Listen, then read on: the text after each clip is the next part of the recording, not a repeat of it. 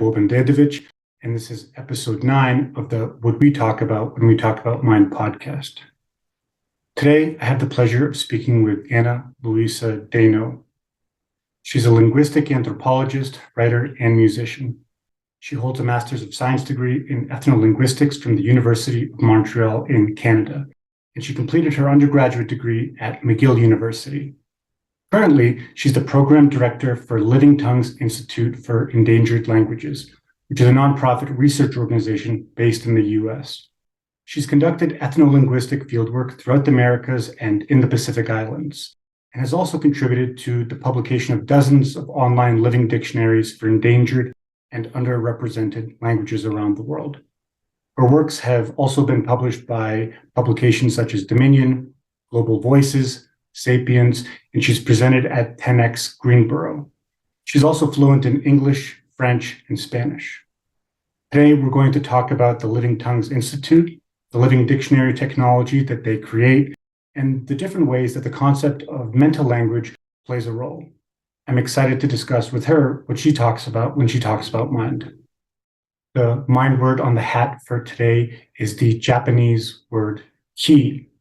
Ki is represented by a single character, and its literal translation is gas or air or vapor. It gets translated as a mind word because it's used in the sense of energy, spirit, or something that gives a person animacy. For example, if a person no longer has a ki, then they may be considered to be unconscious or unresponsive. The word ki is also used in a number of other idiomatic expressions that have to do with a person's state of mind or mentality. So that's the mind word for the day. It's the Japanese word ki. The book recommendation for the day is Crucial Conversations by Kerry, Patterson, and colleagues. My second edition copy is from 2012 and was published by McGraw-Hill Books. This book contains two main parts. The first part defines what a crucial conversation is. They argued that a crucial conversation is one where the stakes are high, emotions run high, and there are opposing viewpoints. But the outcome of said conversation is highly impactful or consequential for both parties.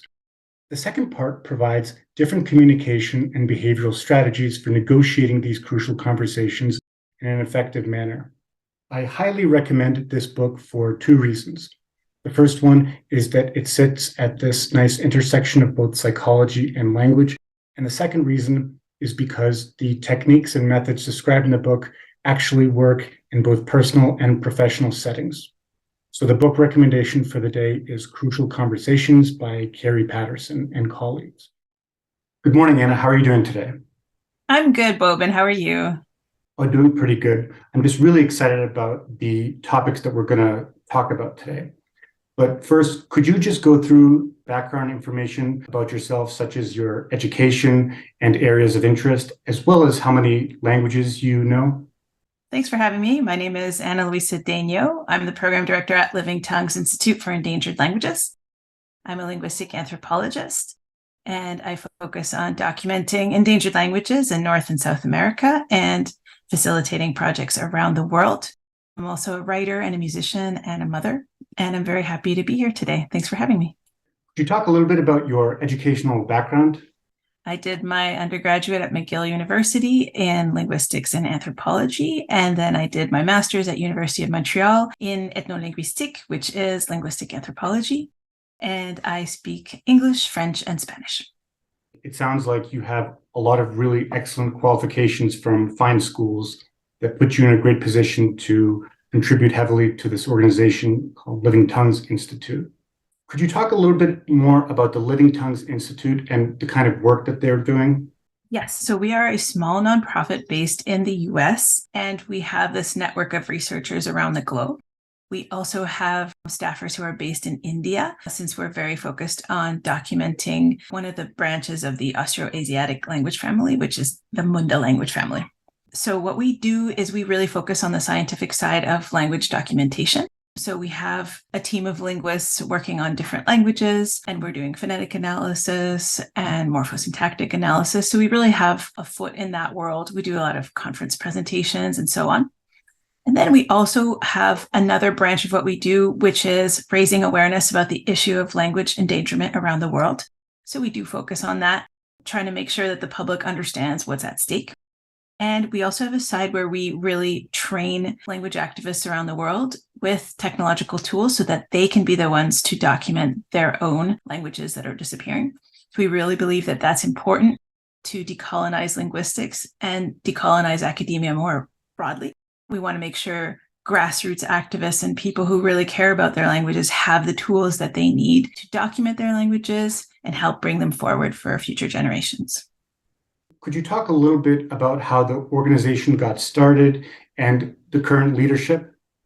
So Living Tongues Institute for Endangered Languages was founded in 2005 by Dr. Greg Anderson, who's a linguist, and he started out documenting endangered languages in Siberia. And he also began working in India and throughout South Asia and the Pacific Islands and throughout the Americas as well. And so over time, our footprint expanded and we really started training local linguists to gain the skills that they need to document their own languages. I've been with the organization since 2011, mostly working with languages of North and South America. So when I looked online, I saw that you had a dictionary platform called Living Dictionaries. Could you talk a little bit about what it is and how it works? So Living Dictionaries is an online platform, and it's suitable for language activists working at the grassroots level anywhere in the world. And it's also suitable for seasoned linguists who are looking for a safe space to put language data online. So what it is, it's an online dictionary builder where anyone can get started on building a dictionary for their language. And it includes multimedia, so you can have recordings of speakers pronouncing the words and phrases. You can include images and videos and extensive notes. So some of the dictionaries we have can really become encyclopedic in nature. It's very cutting edge. We really try to make it as user-friendly as possible and as easy to access on any mobile device as possible. So we've got hundreds of communities working on the platform, building resources that can be used in the classroom or at home, or take it with them wherever they go. So we're really proud of how this dictionary platform is evolving and how many people it's reaching. How many dictionaries do you currently have? We have over 400 living dictionaries, but many of them are still very small, and many of them are also under construction. We have well over 200 that are accessible to the public. So if anyone goes to livingdictionaries.app in any browser, they can start browsing the over 200 dictionaries that are available to browse through and listen to. A lot of the communities that we have just want to keep their dictionaries private, just for community use. So we respect that. So many of the dictionaries that are on the platform can't be found through the homepage, and that's perfect because the communities just want it for internal use only. And we also have many communities that are very happy to share the information in their dictionaries. And so I'll show some examples from languages like that today. It sounds like the work that the Institute is doing is incredibly beneficial for a lot of these communities that don't necessarily have other resources or means to do the work of preservation. And I'd like to make an additional comment with a follow-up question. When I did my own research on endangered languages several years ago, it came to pass that oftentimes the only resource I would have was some sort of entry from the 1800s, from some explorer, maybe from the 1700s, with a very basic word list and maybe some grammatical notes here and there. My follow-up question is this: how does the dictionary platform improve upon the previous scholarship that already exists on word lists and such for endangered languages? So I'm going to share the Woccon Living Dictionary. So this is an example of a living dictionary that was built with the only existing word list for this language. As you mentioned, there are languages out there where there's only a small list of words and phrases available. And so this particular language, if we go to the About section, we include here where these words and phrases came from. So the only attested content in this language is a vocabulary of approximately 140 words, originally published in John Lawson's A New Voyage to Carolina in 1709. So that's what we are starting this Living Dictionary with. So the Woccon community in North Carolina approached us and say, hey, can we get this content online? So we did. We worked on typing up that word list and getting it into our import spreadsheet. So then we imported it onto our Living Dictionaries platform and tagged it with the appropriate semantic domain tags. So now what's great about this approach here is that now we can then filter by these different tags. So for example, I'm looking at everything from that word list that has to do with animals. And, you could create a little lesson plan out of that. And then we have tools and weapons, for example. So you have some really interesting words that were here. Now the next stage for this project is going to be figuring out how we can provide audio recordings for this. So that has to be done very carefully with the involvement of linguists helping the community. So since this language closely resembles Catawba, another Siouan language, there has been plenty of work done on Catawba, actually. So in the coming years, we'll work on trying to figure out what this orthographic rendering probably sounded like at the time, since it's just one person. John Lawson was trying to write these down based on what he heard through his language bias of English. So that will be a whole other phase, but we do have a starting point. And so with this word list, the language is not totally gone, even though the last speaker died a long time ago. There is some content here that can be revitalized and used, even if the whole entire language is not revitalized. The community can still have a handle on some basic words for daily usage. So it's a starting point, and having it online means that anyone can share this link. They can share it on their WhatsApp groups, on Facebook or Twitter. They can do little lessons based on these different categories. And it's a starting point and a sort of a virtual entry point to access that knowledge that otherwise would just be sitting in a library somewhere. If I understand correctly, what the Institute is doing in this case is it's taking that initial word list or that initial scholarship, no matter how old it is, and using it as a foundation, if necessary, to engage with the community and then use the local community as partners in order to flesh this out and make it available digitally for anyone else. Did I summarize that accurately? Yeah, you did. That was perfect. Mm-hmm. Yes, and every Living Dictionary is a bit different. That's just an example of one that's really all that was left was this word list from colonial times. We have other Living Dictionaries that are a combination of different sources. So some might be some content coming from legacy sources and others from speakers who still have remnants of the language in their minds, and then recordings from the past few decades. So every Living Dictionary is a bit different.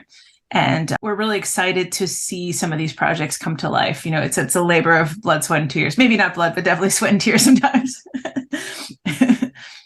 Where should people go if they want more information about the Institute or the dictionary app? You can visit our official website, which is livingtongues.org. And then you can find the Living Dictionaries platform at livingdictionaries.app, which is also on our Living Tongues website. Wonderful. I'll make sure to provide the link for that so that the listener can access it. Now, I'd like to talk a little bit about the language families that you specifically focus on as part of your affiliation with the Living Tongues Institute. Could you talk a little bit about that? Sure. So one of the biggest projects we have at Living Tongues right now is documenting the Munda languages family. So the Munda languages form a branch of the Austroasiatic language family, which is spoken throughout South Asia. The Munda language branch was very poorly documented, and there was very few sources for some of the languages in that branch. So Dr. Gray Anderson has started working on that branch over 20 years ago. And since then, we've been able to recruit and train and work with many people who come from different Munda language communities and train them to become linguists. So that's one of the most powerful parts of the work that we're doing, is that we're actually helping local people become linguists and then join our team. And they are responsible for a lot of the work on the ground now. So collecting data, analyzing it, editing it. So we're very proud of that initiative, and it's been going on for over 20 years now.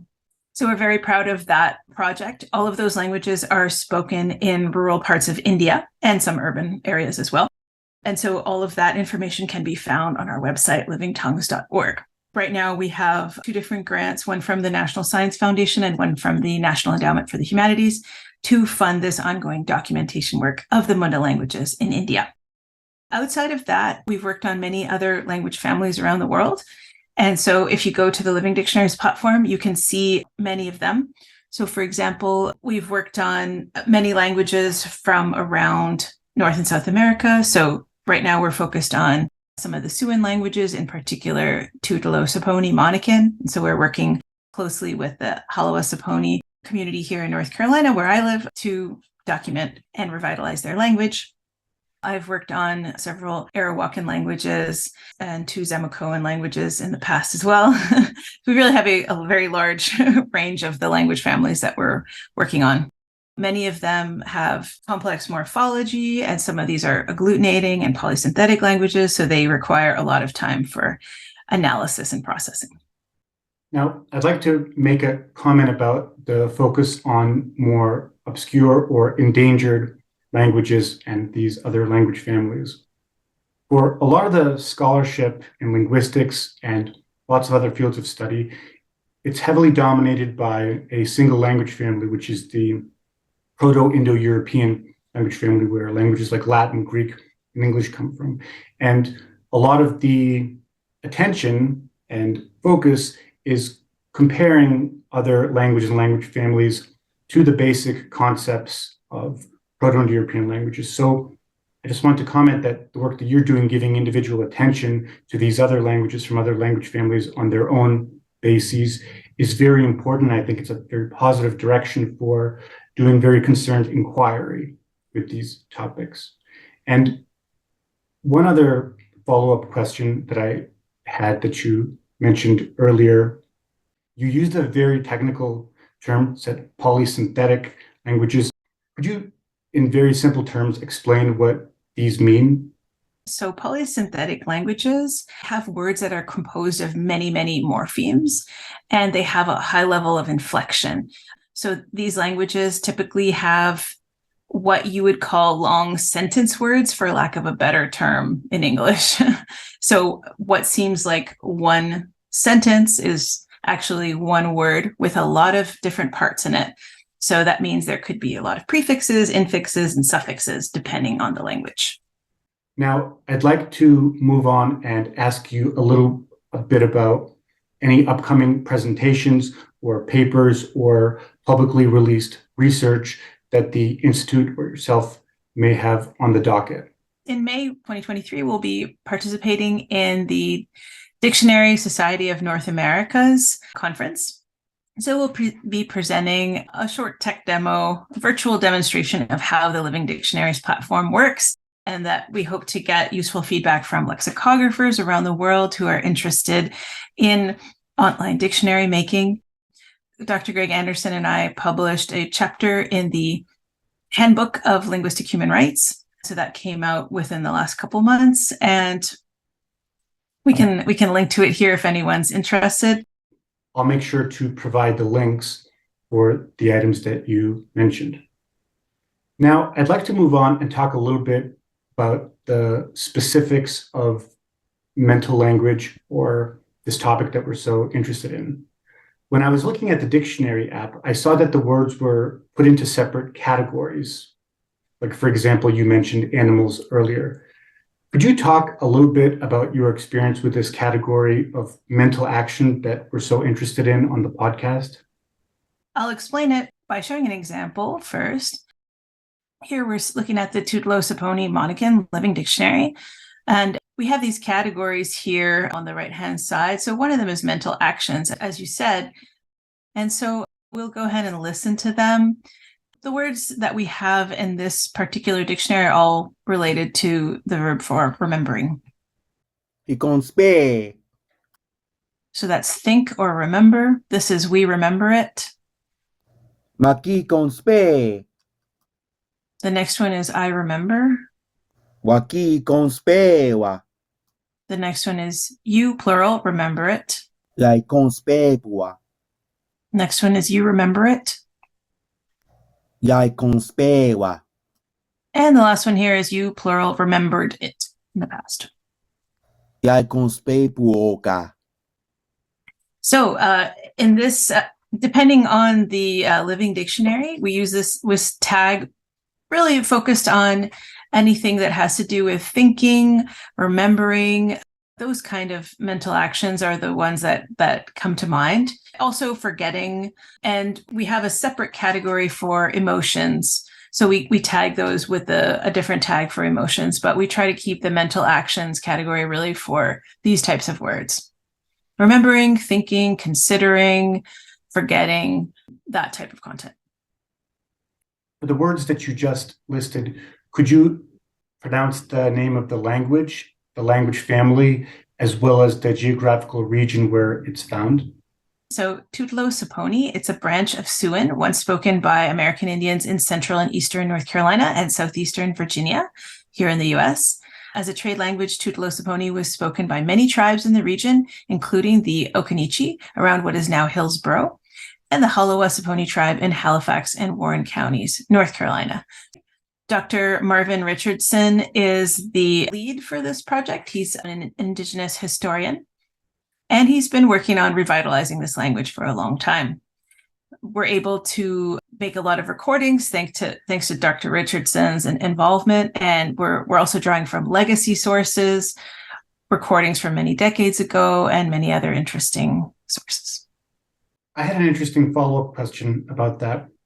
How do you resolve, if it happens at all, any disputes among native speakers about the meaning of a word? Because certainly words can have synonyms and words can have multiple meanings. And if you have two individuals that have strong positions in one way or another, I'm curious about how that gets resolved. It's a very good question, because as we're revitalizing Tutelo-Saponi Monacan, there are differences of opinion among linguists who study this language. So I myself am not a specialist of Siouan, but as a technical facilitator and seeing how the conversations go and seeing how the projects go, I see it's really normal to have differences of opinion of how to approach certain parts of the language revitalization process. For example, are we trying to revitalize how the language once was hundreds of years ago, or how it was spoken more recently before the last fluent speaker passed away? A lot of these languages differ even from region to region. And so if it was spoken over a wider region, you're going to have dialectical differences. You're going to have differences in the vowels, for example. So the vowels can be really difficult to standardize because the sources that you're looking at have very different vowels in the otherwise the same words. That's not my role. I don't make the decisions of how the language should be standardized or not, but I try to provide, a guiding light and try to provide a meaningful framework for discussing these issues without getting into intense fights over the topic, keep it very collegial. I think it's up to the Indigenous scholars themselves to make some of these decisions. And where there's variation, we can show the variation in orthography or in pronunciation or in the sources that we're dealing with, because the electronic format of the Living Dictionary really allows us to show everything. We don't have to necessarily standardize or make concrete decisions in a lot of cases. We can show the diversity of words and examples that come from these past sources. When it comes to actually teaching the community members how to pronounce it, that's where the educators do have to make decisions and say, hey, we're going to focus on pronouncing them in this particular way for the sake of learning. Otherwise, the students could be overwhelmed by options of how to pronounce this particular verb, So there's a kind of separation of concerns that happens, but it's such a meaningful process. It's very powerful to see it coming together, and it's very challenging as well. Another interesting question I had has to do with writing systems or scripts. Do you find it often that you have to impose the Latin script, or are there other writing systems that the Institute has to accommodate? Yes, as an organization, we never impose any writing system on any community. We do provide some assistance if they ask us, what our opinion is. We can provide our linguistic opinions of, here are the phonemes in the language. Here are the symbols that would best represent these phonemes. But ultimately, the writing systems decision-making is very political. It should be done by the communities, not necessarily by us, unless they want us to do it expressly. Actually, that's one of the main parts of my job, is dealing with differences in orthography all day long. And I actually love talking about this topic because the graphic representation of languages is very important, right? The visibility of languages, the ability to use it and type it easily into a phone or computer. It's very important for people to have confidence in their writing system and to use it. It's because we live in such a digital world, the visibility of the language online is kind of mediated by the ability of the people to actually type it out, So orthographic concerns happen everywhere, almost at least half of the projects that we're working on have orthographic issues. So I'll name a couple of examples. So for the Sora language that we're documenting in India, it's one of the many Munda languages, they have 5 competing writing systems. 5. And those 5 writing systems are very different. And they represent the regional communities of Sora, which are, they're located in different regions of the country. Some of them want to use certain writing systems, some of them others. So what we do in the Living Dictionary for that particular language is that we display as many of them as we can. So for this particular language, we are representing the head word, which means dogs, plural, in a loose transcription of International Phonetic Alphabet, which is just used locally in India.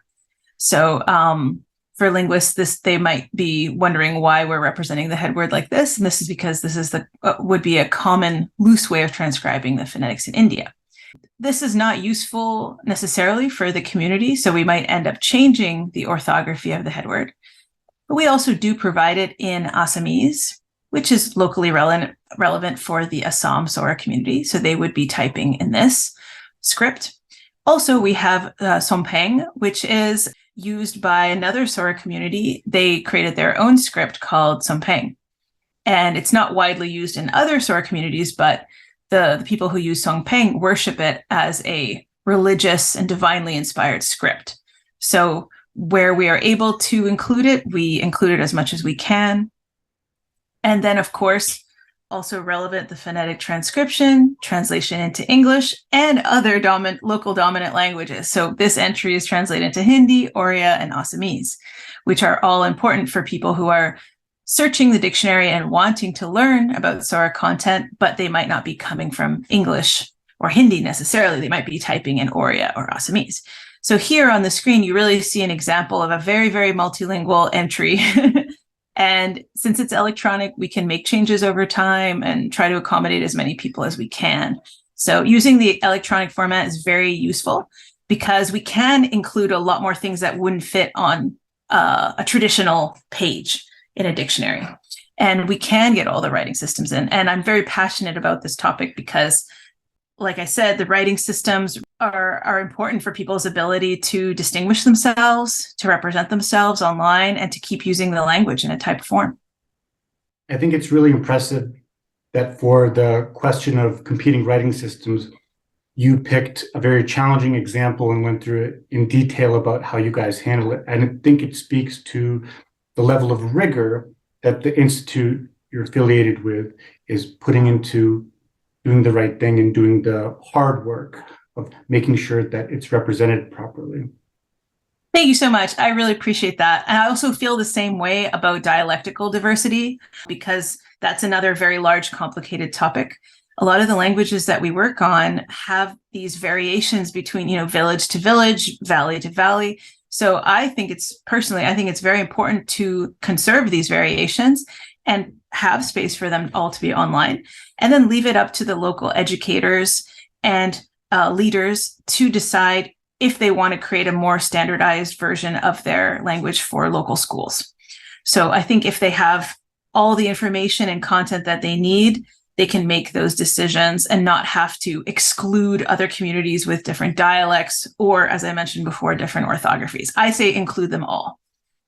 And another question I had, just going back to some of the words that we talked about more generally, do you find very often that words get easily translated as cognates with, or not cognates, but as synonyms for the English word mind? And do you see associations from the areas of the body that have to do with the brain and the eyes, or is it different for that language family? I think that it really comes down to the individual language and the community and how they conceptualize mind and thinking and how they express themselves. Also, it's important to note that the lexicalization of these words, meaning like how they manifest into words, might not actually reflect their cognition. So their way they express it could be really ancient vestigial ways of speaking about the mind or the emotions that they're feeling. For example, some communities might refer to the liver. They might refer the liver as the seat of emotion or the seat of the mind, or they might refer to the stomach or the brain or the heart. But it doesn't necessarily mean that their cognition is coming from those places. It could just be these idiomatic ways of expressing themselves that go back for thousands of years. And they might not actually have a physical or anatomical concrete way of knowing that that's where their thought process is coming from. So I want to distinguish between those two levels, because what we see in the lexical form, so the lexicalization of these concepts, doesn't necessarily reflect the inner workings of the language. It could just be idiomatic expressions. I do understand very deeply how challenging this is. Even with ancient languages, you have a lot of instances where you have words, especially like liver, the intestines, the lungs, and so forth. And these are used in different expressions where I also believe, are also vestiges of an older way of expressing something. I think it's also important to remember that if, as a society or as a culture, we don't have a very detailed explanation for something, we can only describe certain events insofar as the language can afford. The same thing applies to communities that their languages don't have a lot of numbers, for example. Like some people have theorized in the past, if this community only has numbers for 1, 2, 3, maybe they don't understand numerical concepts beyond that. But I think that's false, because people do have ways of conceiving larger numbers beyond that. They just might not have specific words for it, but it doesn't mean they can't conceive of it or conceptualize or express it in some other way. So we should not look to the limits of vocabulary for understanding the limits of their minds. I think this works both ways. So, for example, one thing that I found in the course of my research is that native speakers of Proto-Indo-European languages like English from this last century, they deeply believe that all thinking happens in their heads, the brain, and behind their eyes. But if you look at pretty much every culture for all of human history, they all point to the role of the heart and to the role of the liver, and especially the chest and midriff area. And it came to pass in my experience that when I started investigating this, a lot of people said that it was kind of silly. But now, as we're coming into 2023, we have exciting new research about the fact that the human heart has 50,000 neurons on it. The intestines have 30,000 neurons, and 95% of the serotonin, or a neurotransmitter, a chemical that your brain uses to regulate your mood, is actually made in the stomach. And a lot of these new research endeavors and new research ideas are starting to challenge this idea that the brain is this only thing that is involved with cognition. So I say all that to make this point. I think it's very important not to push too hard and assume that one way of thinking is right just because we don't understand the language. Would you be able to share some idioms or idiomatic expressions that can be difficult to negotiate because they don't easily carry into other languages? So I'd love to share with the listeners today some names from Kihunde. Kihunde is a language spoken in the Democratic Republic of Congo. The project that I'm going to share on the screen is a dictionary curated by Monsieur Hangui Boulebe-Méthode and Jacques Mouisha in Democratic Republic of Congo. So the work that I'm sharing is all of their work.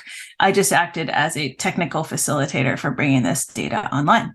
So they really are the ones who've spent years building this living dictionary. They have an amazing array of names.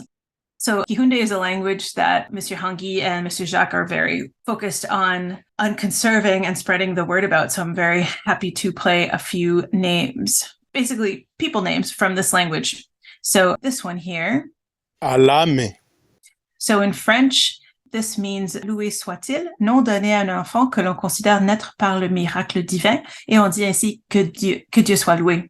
So this name means a child who is given this name is blessed because we consider that this child was born by divine miracle. So they say this child is blessed.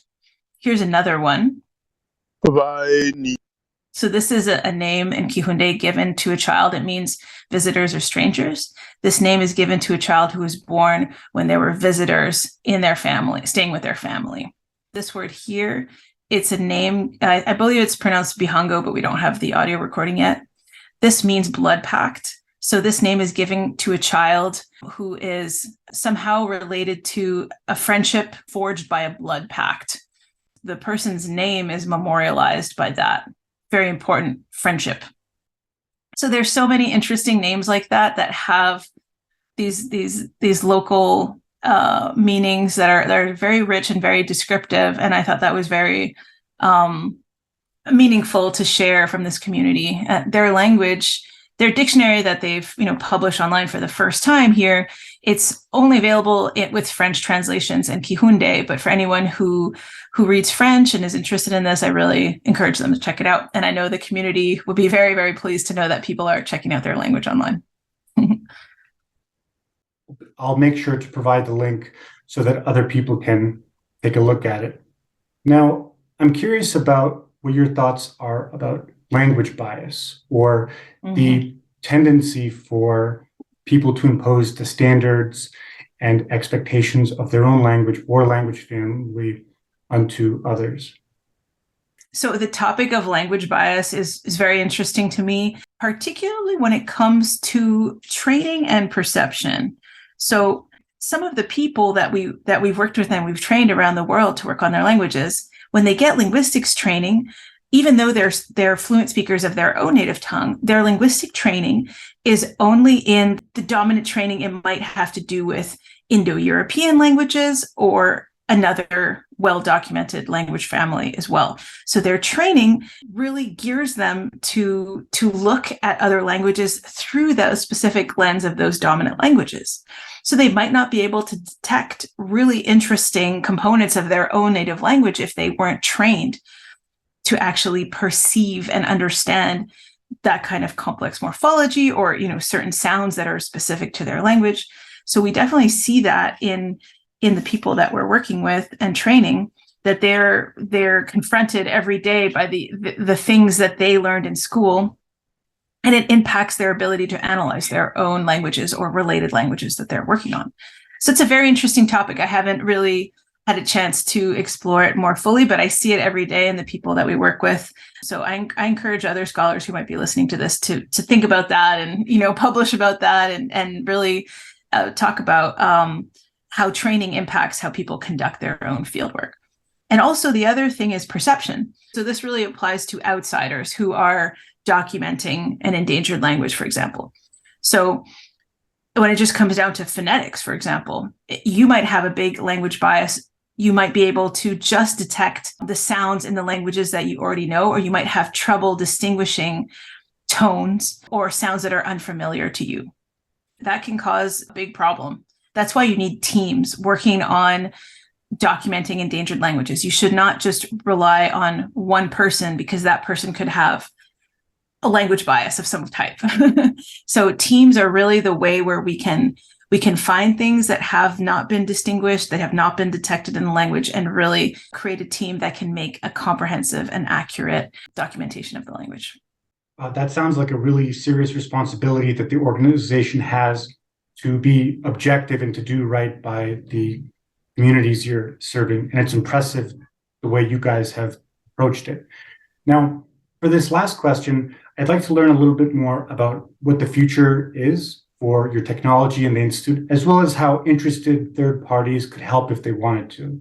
In the next few years, we plan to just continue the work that we're doing, which is the documentation of the Munda language family, and also continuing to train grassroots language activists to use the Living Dictionaries platform. So we're very much focused on the mission that I described, and we're really focused on making sure that we're using the best web technologies on the platform, and we're constantly rolling out new features and capabilities so that the platform stays up to date and keeps working on every device. Other than that, we feel hopeful, we feel optimistic for the future, that we're slowly but surely making an impact and that we're able to help specific communities. There is a language crisis looming. You know, a lot of languages are being replaced and a lot of communities are shifting to dominant languages. So we do see a lot of languages disappearing, but we also know from communities whose languages have disappeared over the last couple of centuries, there's always interested people who want to revitalize their languages. And they rely really, really heavily on audio recordings, multimedia, videos, comprehensive resources, catalogs that they can easily dive into and start sorting. They need that when they come to the point of wanting to revitalize their language. So even though many of these languages won't have fluent speakers in the near future, we're confident that many of them will see a new life in the coming generations. And so we're preparing for that by doing the nitty-gritty work of really documenting and conserving these languages in an online safe space. Well, that's fantastic. And I'm really appreciative that you took the time from your busy schedule to talk with me about this important topic. Thanks, Anna. Thanks for having me. Have a great day, Boban.